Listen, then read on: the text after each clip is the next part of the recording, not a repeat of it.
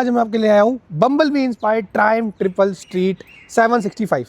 अब भाई ये बाइक टेक्निकली बोले तो बेसिकली कावासाकी निंजा Z900 की एक तरह से मतलब कट्टर ही राइवल है। तो आज हम इसके ओनर को ले आएंगे वीडियो में, उनसे जानेंगे कि भाई क्या क्या डिटेल्स है इस बाइक के, क्या सोच के उन्होंने Z900 छोड़ के इसको लिया, और बहुत सारी बातें करेंगे इस वीडियो में उनसे लेके। तो चलिए इस वीडियो को स्टार्ट करते हैं। अमित भाई आ चुके हैं। अमित भाई कैसे हैं आप? बढ़िया मोहित, आप बताइए। अमित भाई सबसे पहला सवाल, Z900 छोड़ के कैसे आ गई? वो बहुत कॉमन बाइक है तो इसलिए मैंने इसको लिया है। ओके, अगर अब इस पे ले लिया है तो मतलब लोग पूछते नहीं कि भाई जैसे Z900 है, ये है बिल्कुल कट्टर राइवल है टेक्निकली, तो कट्टर राइवल में से कॉस्टिंग तो दोनों की ऑलमोस्ट सिमिलर ही आती है ऑन रोड। नहीं, this is expensive. This is expensive. Okay, तो मुश्किल से मुश्किल लग 11-12 के बीच में आई वो ये 12.5 12.75 ऑन रोड आया था। अच्छा, और वो मतलब 10 के आसपास 10 के आसपास। तो आपने मतलब 2 लाख रुपए एक्स्ट्रा खर्च करे, ये क्या सोच के, ये भी बता दीजिए एक बार। इसकी राइड क्वालिटी बहुत अच्छी है कंपैरिजन में ना, उसके कंपैरिजन में। दूसरा, इसकी स्टेबिलिटी बहुत अच्छी है। हाँ। ठीक है, वेल ट्यून्ड है बाइक, ब्रूटल पावर नहीं है उस हिसाब से जैसे Z900 में। और वो बहुत कॉमन बाइक है, बहुत इजीली विजिबल हो जाती है। ये इतनी विजिबल होती नहीं है। ठीक है, तो अगर ये इसी सवाल को मैं थोड़ा और एलैबोरेट करूंगा। मैं बिहाइंड द सीन आपसे पूछ रहा था कि क्या सोच के लिए, तो आप थोड़ा उसकी बैक स्टोरी में ना कि पहले कौन सी बाइक थी, अब ये इस पे कैसे आ गए? तो पहले हमारे पास थी रॉयल एनफील्ड क्लासिक 350। ठीक है भाई। ठीक है, तो वो पुरानी हो गई थी तो वी सोल्ड इट। हाँ। और उसके बाद फिर भाई को पसंद थी एथर इलेक्ट्रिक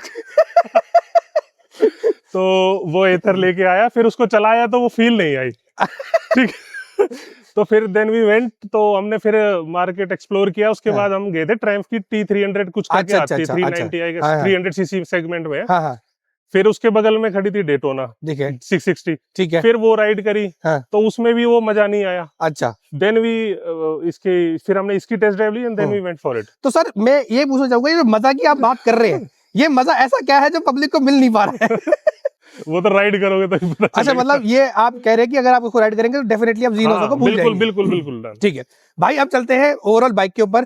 सबसे पहले पहुंचूंगा कि फ्लेक्सिबिलिटी कैसी है इसकी, मतलब मार्केट में? बहुत बढ़िया। मतलब अगर जैसे ट्रैफिक में जाते हैं, बम्पर टू बम्पर ट्रैफिक में इजी मैनेवर है, कोई दिक्कत नहीं है। बहुत आराम से आप निकल सकते हो ट्रैफिक के बीच में, कोई नहीं। फेयरिंग वाली बाइक में थोड़ा इशू आता है, आप इजीली मैनोवर नहीं कर सकते। वो लॉन्ग हाईवेज के लिए ज्यादा बेटर रहती है। ठीक है। अच्छा, एक चीज और मैं को बता रहे थे आप बिहाइंड द सीन्स कैमरा में कि भाई इसकी माइलेज थोड़ी ठीक है, वो माइलेज का एक बार नंबर बता दो प्लीज। माइलेज अगर आप सिटी में जाओगे तो 15, 16, 17 निकाल दोगे। अच्छे से चलाने पे। हाँ, अच्छे से चलाने पे। अगर आप जैसे नॉर्मल बाइक चलाते हो वैसे चलाओगे तो ठीक है। अगर आप हाईवेज पे जा रहे हो, आप अपना फिर एंजॉय करना चाहते हो राइड को, कि हाई स्पीड पे चलना है, तो आपकी 8-10। तो आपको ऐसा लगता है जैसे मान लो अगर मैंने 2 लाख रुपए एक्स्ट्रा दी है, कहीं ना कहीं Z900 ज्यादा माइलेज निकाल पा रहा हूँ इससे? नहीं वो भी इतनी देगी। अच्छा, वो भी इतनी देगी लगभग इतनी। ठीक है, तो एक बल्कि वो 4 सिलेंडर है, दिस इज 3 सिलेंडर। अच्छा, ये भी डिफरेंस है। ठीक है, तो एक चीज और बोल रहे थे कि जैसे लोग बोल रहे थे कि भाई ट्रायम्फ है तो इसका सर्विस का जो बैकग्राउंड है वो थोड़ा एक्सपेंसिव रहता था, उसके बारे में आपका क्या कहना है? हाँ, ट्रायम्फ सर्विसेज एक्सपेंसिव है कावासाकी के कंपैरिजन में, इसका सर्विसेज ज्यादा महंगी। तो एक एवरेज कॉस्टिंग कितने जाता है? नॉर्मल आप लोगे विदाउट एनी स्पेयर पार्ट्स या सिर्फ नॉर्मल एक सर्विस है तो 12,000 के लमसम एक सर्विस आ जाती है। मतलब गाड़ी की सर्विस करा? हाँ, लगभग गाड़ी से भी ज्यादा, कई गाड़ियां नीचे ही आ जाती है। मतलब मारुति से सस्ती सर्विस पड़ रही है आपको इसकी। ठीक है। अच्छा, एक चीज और पूछनी थी भाई कि जैसे एक बाइक को चलाने में ना एक कंफर्ट मिलता है। अब Z900 का मुझे पता थोड़ा एग्रेसिव उसका पोस्चर है, इसका पोस्चर कैसा लगता है? इसका पोस्चर अच्छा है। इसकी सिटिंग ना आपकी थोड़ी अपराइट स्टैंस की सिटिंग है। तो आपको बैक वगैरह का इश्यूज नहीं आएगा, कुछ नहीं आएगा, बहुत इजीली आप चला सकते हो इसको। तो जैसे अब ये तो अब पिलियन कंफर्ट मुझे पता है नहीं, लेकिन जैसे कुछ कैरिंग करना हो इसके अंदर, मान लो कुछ लगेज लेके जाना, मान लो ट्रिप पे जाना हो, उसमें मतलब बाइक कैपेबल है? मतलब आपको ऐसा दिक्कत नहीं है? डन का कैपेबल है, बहुत आराम से। ठीक है। अब भाई बताइए एक बार इसकी जो ओवरऑल ट्रांसमिशन की 6 गियर है, 6 स्पीड है, तो 6 स्पीड में वो ग्रंट है, वो पंच है कि मतलब इनिशियल अच्छा निकल रहा है इसका? हाँ, बहुत अच्छा।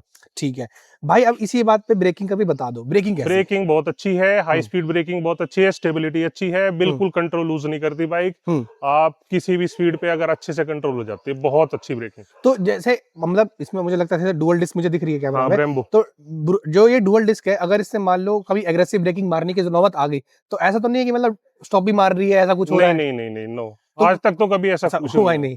और वैसे ट्रैक्शन कंट्रोल वगैरह सारे फीचर्स बहुत बढ़िया। ठीक है। सब अब ये तो हो गया वो चीज। हीटिंग बता दीजिए, क्योंकि इंजन बड़ा है तो मुझे ऐसा लगता है हीटिंग होगी। अभी तक तो ऐसा हुआ नहीं है, टेस्ट 200 आल्सो। और इनिशियल जो हमने मैक्स 85 किलोमीटर का स्ट्रेच तक हमने कवर किया हुआ है हम्म। हाई स्पीड पे, तो ऐसा हीटिंग इश्यूज कुछ आए नहीं अभी, ओके। कोई दिक्कत नहीं। वैसे एक बार आप हमारे व्यूअर्स को बता जरूर दीजिए कि बाइक अभी टोटल किलोमीटर कितने चली हुई है। ये चली है अप्रोक्स 1800 तो किलोमीटर 1800 2 साल में। किलोमीटर 2 तो साल में। शुरू के 1.5 साल में मैंने इसको नहीं चलाया तो है। वो स्टोरी बता दीजिए, दिक्कत कहाँ आ रही है। दिक्कत कुछ नहीं है, लेके आगे शौक में, अब बड़ी बाइक है तो इजीली इसको लेके निकल नहीं सकते थे। हाँ हाँ। दूसरा फिर एग्जॉस्ट चेंज करा लिया, उसके बाद सिटी में दिक्कत आती थी कुत्तों की, डॉगीज बाइक। ठीक है। ठीक है, तो 1-2 बार इंस्टेंस हुए हैं कि ठीक है हम जा रहे थे एंड पीछे से डॉगीज भाई आ जाते थे तो फिर वो इतना इजीली फिर क्या है कि डेली रूटीन में चला नहीं पाया। हाँ हाँ।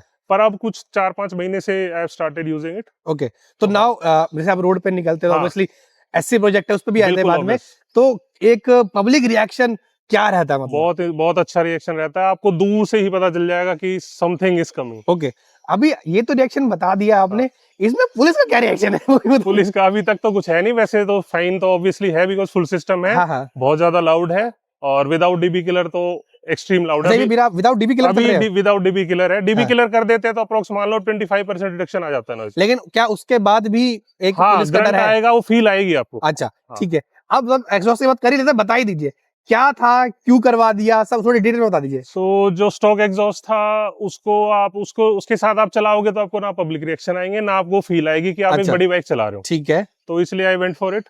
तो इसका फिर फुल सिस्टम मैंने लगवाया एससी का। तो ये था। इसकी कॉस्टिंग क्या रहेगी? सो एससी का फुल सिस्टम जो इसमें लगा हुआ इट्स 1,90,000 रुपीज।